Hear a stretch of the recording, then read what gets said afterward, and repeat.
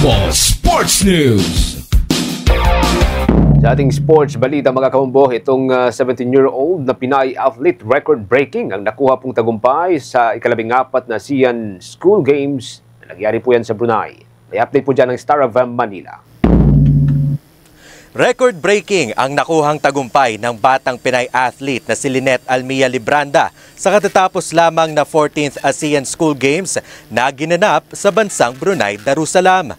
Mabilis na natapos ng 17-year-old athlete sa kanyang bagong personal best na record na 13.82 upang malagpasan din ang 6 na taong dating record na 14.20 sa 100-meter hurdles girls.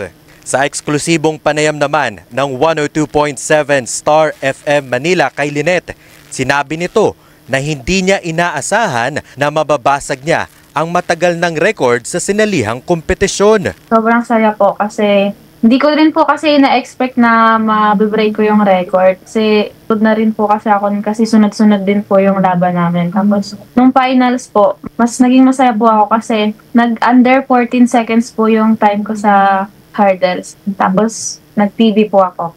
Samantala, lubos pa ang pasasalamat ng batang atleta sa lahat ng tumulong at sumuporta sa kanya, lalong-lalo na sa kanyang pamilya.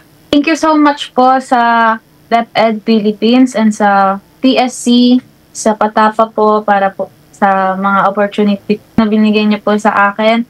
And sa mga coaches ko po, si Coach Manny, si Coach Aya, Coach Ning, Coach Bano, Coach Ross, sa mga kaibigan ko po na walang sawang sumusuporta din po sa akin.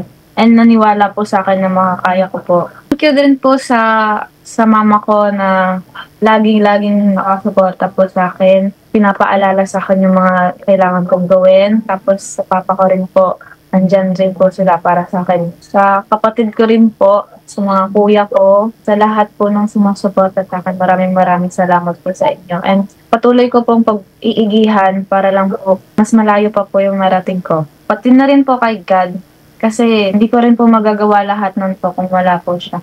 At yan ang balita mula rito sa 102.7 Star FM Manila. Ito si Star DJ German Bolero and this is Bombo Radio Philippines, the #1 and most trusted source of news and information. Basta Radio, Bombo! For the most trusted source of news and information, visit our website at www.bomboradio.com. Follow us on Bombo Radio mobile app, Facebook, YouTube, TikTok, and X, formerly Twitter. Like, share, and stay connected. Anytime, anywhere.